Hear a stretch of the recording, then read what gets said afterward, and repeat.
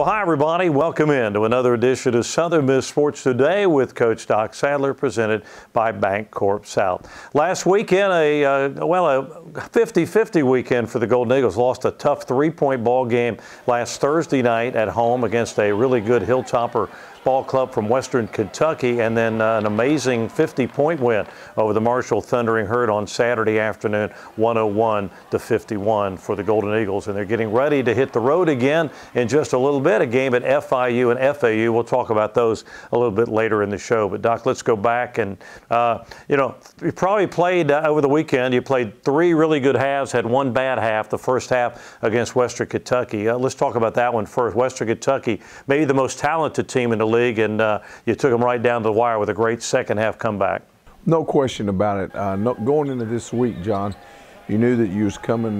You was playing the number one and number two team, and I thought we had a good week of practice last week, and got ready to play Thursday night, and really played well. Just didn't shoot it, and got all the shots that we wanted. You hold the number one preseason pick team to 63 points, you got to think you got a good chance to win at home. Unfortunately, we just did not shoot the basketball, and then once again the free throw situation jumped up and bit us. Shot 41% from the free throw line. And bottom line is, we did not do a good job with that, and we've worked on it for a week now, and hopefully. Not that we haven't been, let's make that point, but, we've just spent a lot more time again since this past Saturday, and, getting ready to go on the road to hopefully get that free throw percentage up, because I really believe tonight if we make our free throws on the road, we're going to have a chance to win. The Saturday ball game against Marshall, I know you guys were confident that you had a great game plan for the Marshall Thundering Herd, the team that's the most explosive team probably in the league. But, nobody imagined a 50-point ball game. Really just kind of snowballed both ways against Marshall and for the Golden Eagles as that game went along. Well, there's no question about it. There's no way that we could have predicted that. Again, a team that's averaging almost 80 points a ball game to hold them to 51, and I really believe that was the key Saturday against them. Bottom line is defensively, they are averaging 40 points a game inside the paint. We held them to 12. They're averaging 18 points a game from the free throw line. We held them to 14, and a couple of them was late. So. Our team bounced back Friday and had a good practice, and then Saturday I could tell and shoot around that, we were ready to play. And again, I don't know that people really get this part yet, but it was the best crowd we've had. The Spirit Squads were awesome. The band was great, and they make a difference. And as I've said all along, this team could compete for a championship if we get people in the stands and we have an environment to give us an 8 or 9 point win. And that's something that they did Saturday, is by far the best crowd, and the atmosphere was just a good basketball atmosphere. You've got, I think, one of the best backcourts maybe in this conference. Tyree Griffin, the old veteran who, man, I tell you what, he plays hard for 40 minutes, whatever it takes. And then you got Cortez Edwards. Kevin Holland factors in there. You guys are really got some solid guys there that really make a difference. Well, in the game, and veteran guys. Yeah, and in the game Saturday night, Cortez and Tyree had 25 assists. That's something that you can't coach. And then you add the fact that Leonard Baker right now is rebounding the basketball probably as good, if not better, than anybody in this league. So the experience is stepping up like it's supposed to. And, Kevin came off of a bad shooting game last Thursday and came back Saturday and had a good shooting night. So then you add the fact that Davis Drain is just, Ladarius he is shooting that basketball, and, so every time he does shoot it, you think it's going to go in. So we spent a lot of time this week continuing to shoot the basketball, and hopefully tonight it'll pay off. He has made LD, Ladavius Drain, I call it sweet LD. I tell you, he's got that sweet jump shot wherever he's got it. 28 of his last 56 three-point shots. That's unbelievable. Well, every time he shoots it, you think it's going to go in. And, again, great seeing Coach Coffey at the ball game, and you know, there's not a finer person than Drain is, and he makes he makes everything easy for a coach. Just does his job, and you know, just a pleasant person and player to see do well. You guys early this week got back onto the practice floor for FIU and FAU this weekend. Where were some of the things that you worked on? Where was the attention placed this week? Well, the biggest thing we're going to have to do, John, tonight is we're going to have to handle their full court pressure. A little bit different team. They are really a good team at home, and you know, they have everybody returning from a year ago that beat us down there, and then we won a close ball game in the tournament. They are a good basketball team, and so Monday, Tuesday, and Wednesday we spent a lot of time just handling their pressure and getting into our offense. And then again, defensively, they like to get up and down the court, so we're going to have to get back in transition, and we're going to have to do a good job on the defensive boards. All right, Doc's going to rejoin us here in just a bit. We'll talk about what's coming up for the Golden Eagles, but sit back and enjoy this week's features.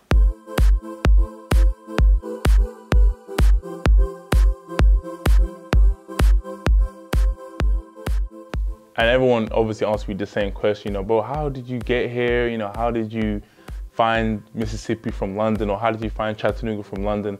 But what it was that my high school coach back in London, matter of fact, long story short, I didn't go to high school in London. I went to high school away from London, so it's kind of the same situation I'm in now, where I'm staying away from home. So that's why I can kind of transact it. But yeah, my high school coach knew my junior college coach, and what it was that they were, after my season, my senior year, it was just more or less just a conversation on the phone, talking about how you doing, such and such. It was a friendly conversation, what turned into a business conversation. I have a player here, okay, I might need him for my program. Would you like to see him? Yeah. So obviously the way recruiting goes, you go see highlight. Obviously, because he was in America and I was in London, the best we can do is watch film about me and how I played and stuff. And he liked me the moment he saw my play. So he pretty much just went, I said, okay, well, I'm gonna give you a scholarship, and went to Chattanooga from there, spent 2 years there, and then 2 years down the line, it was kind of the same process where my coach, his name is Jay Price, by the way, he knew Coach Clarence Weatherspoon, and they kind of, you know, how you doing, how's your team doing, and then from there it turned to another business transaction where I have a big man here, and so well, we need big men. So obviously what happened is that he came down to a few of my games, spoke to me face to face, and said, you know, I like the way you play, and then eventually made the decision to come to Southern Miss, and I do not regret it. Obviously, me being from London, picking up the sport of basketball was really hard. It was hard when I first started, but what it was that obviously back home, our main sport, we call it football, but obviously here it's called soccer. So it was, you know, we more or less was introduced to soccer more than basketball. But what happened is I grew out of soccer, and then I had friends that back home that you know, kind of like, bro, play basketball for a few days to see how it feels. So I played it, and then you know, I enjoyed it, but I didn't want to take it up more than soccer. But after a while, you know, after really getting more into competitive basketball and going into more different programs, and I really just developed a real passion for the game, and eventually I just wanted to take it up as you know, take up my career and stuff. So. But the transaction from London to England, you know, London to America, it is very different. You know, European style basketball compared to American style basketball, two different plays, and the jump, you know, me not having that much experience and that much time playing basketball, the jump was very tough for me. You know, obviously I just picked up basketball. As soon as I picked it up, I had a chance to go and play in America. So it's like, you know, I'm kind of still in that learning process, and I'm still trying to pick up the game of basketball. But the fact that I played in America this is going on my 4th year, it really has allowed me to speed up my learning process, and eventually it's just, now I'm picked up to it. Now I know so much about the game. I know why this happens, I know why that happens, you know. And it was kind of like rushed, but in a good way. I like the fact that it was rushed, and now I know more about the sport and the game. Well, moving to America, the biggest challenge that I've had to make myself a better player is most definitely living up to the speed of the game here in America. You know, like I said before, playing in Europe, the game is much more, it's slowed down. We have to take our time. more or less just think through the offense and just let the time go through. Whereas here in America, just you have to get it done quickly, get it done quickly, get it done quickly. So if you mess up, you have a lot of time left on the clock to fix what you messed up. And in Europe, it's completely different. And you know, that's one of the biggest things I say is the difference. You know, just the time, the speed of the game is so much faster. And I've adapted to it, but still, I feel like I have a long way to go. I studied here at Southern Miss. I take sports management, or I'm looking into doing sports management. And although, you know, like I said, it is not guaranteed that I play basketball professionally. However, I do want to stay around the sport of basketball as much as I can, whether it be a coach or a manager or just working in the marketing or something. So that's why I've thought, you know, working in a sports management environment, I can still take up basketball, I can still live near the sport and still be very, very involved in the sport. So whatever happens, you know, whether I'm playing or managing, I really do want to still be a part of basketball.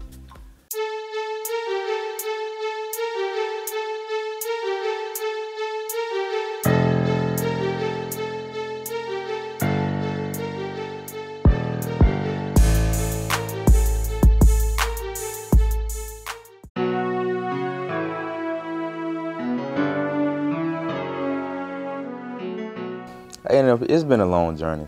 I started off in Kansas. You know, I went to a junior college in Kansas called Barton Community College right after high school. Kind of ended up there through a coach called Tony Davis. And actually the head coach there, him and Coach Stewart are close friends. So I think, and you know, Stewart's from Georgia. So I think they've been trying to get me for a little while. And when I came on a visit to Southern Miss, I just loved it, and plus it was close to home, 5.5 hours. So my mom could come see my track meets because we're close in the area. So that was one of my biggest decisions on coming here. Track didn't become a thing until my 11th grade year, actually. I played high school football for a majority of high school, and track just came along, everybody telling me that I was fast on the field, so I needed to translate it to track. I was like, no. Then one day I just went out to track practice and it started. I really like football more, but I tore a ligament in my ankle, and that kind of ended the football thing, so I just started focusing on track.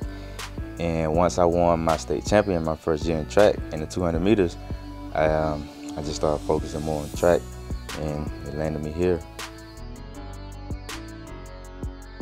Last spring at the NCAA Outdoor Championship, it was a great feeling. You know, just the previous year, I was in JUCO watching it, so I was like, man, it would be great to make it there. And to make it at all 3 events, that was something that I never thought I could do, honestly. You know, I always thought that, yeah, I could, it's possible, but in 3 events and then walking away with 3 All-Americans, top 8 in the country, it's not a better feeling than that. I'm always competing against myself, but I have people that, you know, I race since JUCO, they're NCAA now, so we kind of have that rival, you know. We know that on any given day, one of us can win. So I think with that in the back of our head, we try to push ourselves at practice every day. You know, I'd say my biggest rival, but one of my friends, he runs at Florida State, Andre Ewers. We was the only 2 in the country last year that was 3-time All-Americans in our respective events. And we was the only 2, if I'm not mistaken, to be in the 100 and 200. So he's one of my biggest rivals, but he's a great friend. Being in the Olympics, it's kind of right now in the back of my mind. I try not to focus on it too much. I know with me, with my work ethic, if I go what I need to do every day for us track-wise, I would eventually get there. Especially like preparing now for NCAAs, you know, with it being so fast, you can't really help but make it. The biggest challenge that I think is kind of trying to keep your head on straight. It's a mental thing more than anything, because with track you have all kind of aches and pains. You know, once those start hurting, you start doubting yourself. And for the biggest thing to me is that once I start feeling something, I start doubting myself. Even though my body's ready to go, I don't never feel 100%. If you feel 100%, you're not doing something right, to be honest. What goes through my mind is typically just focus on the race, focus on the gun. It's going to be muscle memory. I don't mean to sound a little cocky, but in my mind, I have one of the best block starts in the NCAA. So if I know if I have a successful block start, I'm going to be in the race. I'm going to come in the top 3 or top 2, depending on what the competition level is. So that's one of the things I focus about. But once I get in the blocks, my mind just go blank. The next thing I hear is the gun and me crossing the finish line. So that's the 2 things that really helps me. I kind of mellow out. A lot of people call your name. It's a lot of noise, so I just kind of mellow out and listen for the gun. Yeah, being ranked in the country, considered one of the fastest in the country, is great. You know, before the season started, I looked at it. I was like number 7th and number 11th in the NCAA right now, for event-wise. But I try not to look at it too much. Simply the fact because I still have to show up and perform. It don't matter the numbers before the season. As long as I show up and perform, it's gonna be good. But it's a great feeling, you know. It's something that I never thought that would actually happen, to be honest.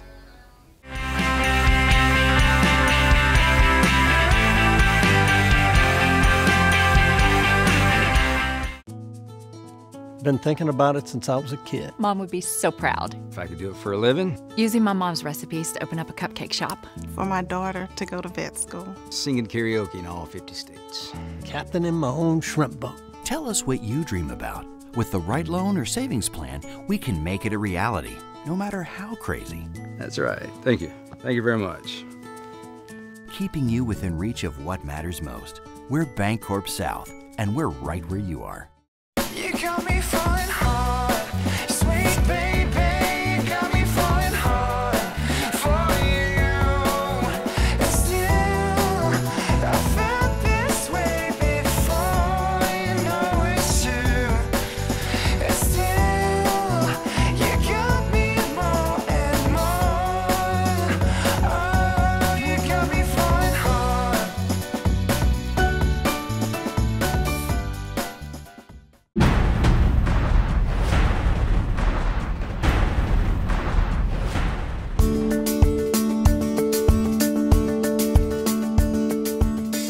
So I played college basketball at John A. Logan, junior college back home, Southern Illinois, which is where I'm from. I'm from Carbondale, Illinois. Played at Division II, Central Missouri, didn't play. Had stress fractures in my legs, had a medical red shirt. My first year out of high school was actually at Illinois Westland, Division III in Illinois.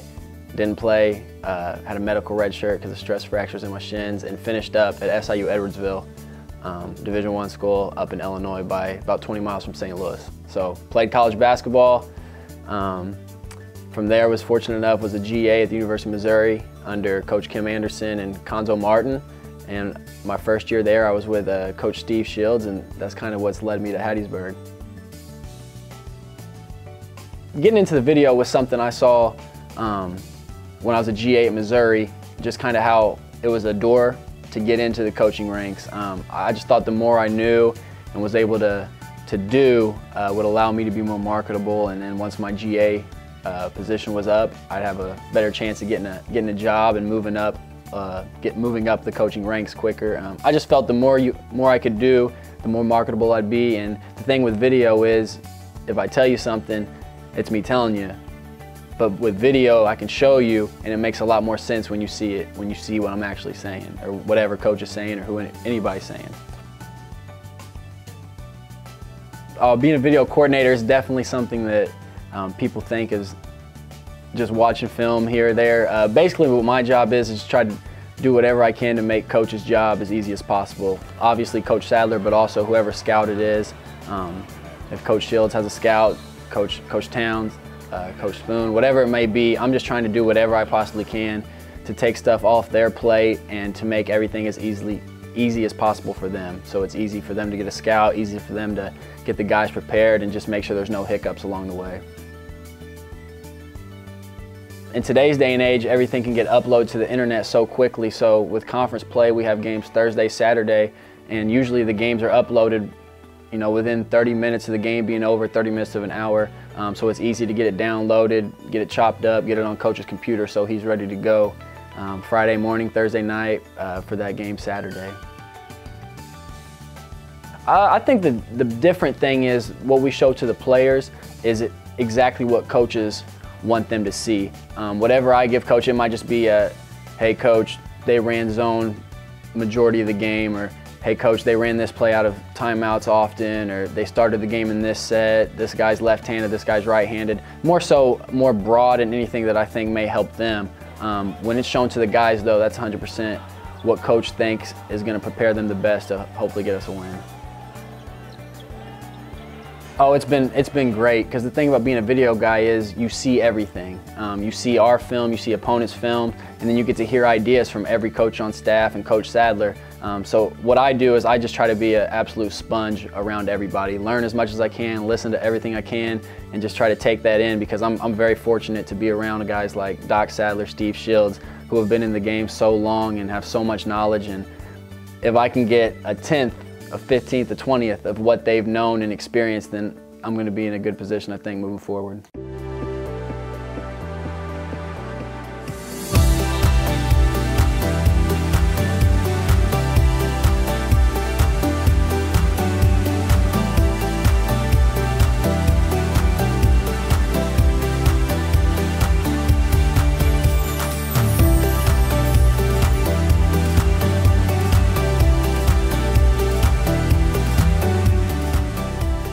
And we're back, Southern Miss Sports Today with Coach Doc Sadler, presented by Bancorp South. Hope you enjoyed this week's features. And Doc, one we just finished seeing was on your junior center, Boban Jacdonmi, who's out of London, England. And he got to, I guess he was the guy that put the exclamation point on the 100-point ball game with a dunk there late in the ball game. But he's a guy that's still kind of learning the game of basketball, and you see bits and pieces how he's getting a lot better.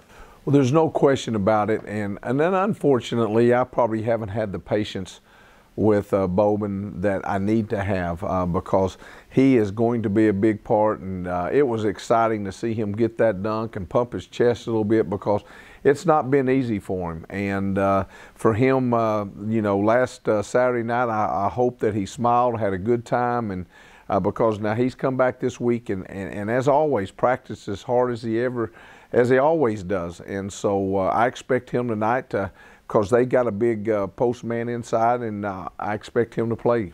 We have talked earlier. We got FIU tonight. That's tipping off here in just a little bit. We've also got FAU on Saturday. It's tough on the road, and it's a long season. How do you find a way to give your guys a bit of a rest, to make sure the batteries are charged, but at the same time do the preparation you have to do for these two teams? Well, again, we're pretty much a senior ball team, so I don't hardly do anything on Friday.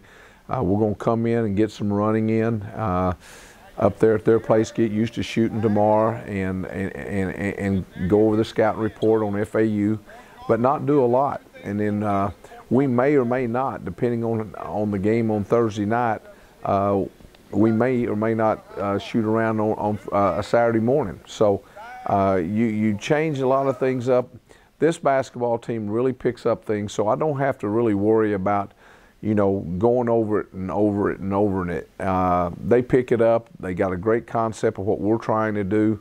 And the biggest thing is, you know, just get the soreness out tomorrow and get ready for Saturday's game. A game in February or late January, is a practice session considerably shorter than one you might have in November or December? Yeah, Monday we came in and went about 45 minutes again.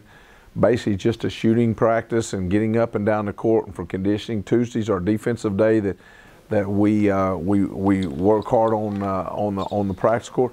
And tomorrow, I mean on Wednesdays we'll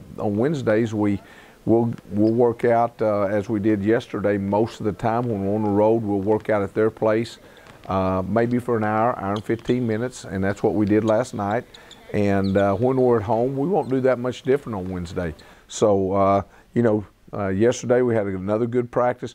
more than anything is we get a lot of shots up, and that's what we did last night. And the nice thing is the following week is your travel partner game with Louisiana Tech, so only one game, so you'll have 7 days between games. The way you've been playing them back to back to back, that seems like a long time, but it'd be nice to get the break.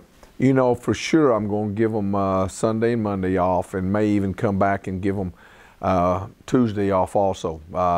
Because now we're getting down to the stretch, and we got that game, and then we got the 2 home games after that against San Antonio and UTEP, and then we'll see what's going to happen the rest of the season. But for sure, on Sunday and Monday we're going to take off, and we'll see what happens on Tuesday. All right, well, congratulations on the win over Marshall. Look forward to the game coming up here in just a few minutes against FIU. So let's see if we can't take a couple of wins back to Hattiesburg. Hey, thanks, John. All right, Coach Doc Sadler and the Golden Eagles aren't back home in Reed Green Coliseum till a week from Saturday when they take on the Bulldogs of Louisiana Tech. Don't forget, we got a new site for the Golden Eagle Hotline. It's Walk-Ons here in Hattiesburg. So why don't you join us on Mondays at Walk-Ons, and we'll sit around and talk a little Southern Miss basketball. That'll do it. Have a great week, everybody. See you next time with another inside look into Golden Eagle basketball. Been thinking about it since I was a kid. Mom would be so proud. If I could do it for a living. Using my mom's recipes to open up a cupcake shop. For my daughter to go to vet school. Singing karaoke in all 50 states. Captaining my own shrimp boat. Tell us what you dream about. With the right loan or savings plan, we can make it a reality, no matter how crazy. That's right. Thank you. Thank you very much. Keeping you within reach of what matters most. We're Bancorp South, and we're right where you are. You got me falling hard, sweet baby, got me falling hard for you. And still, I felt this way before, you know it's true. And still, you got me more and more. Oh, you got me falling hard.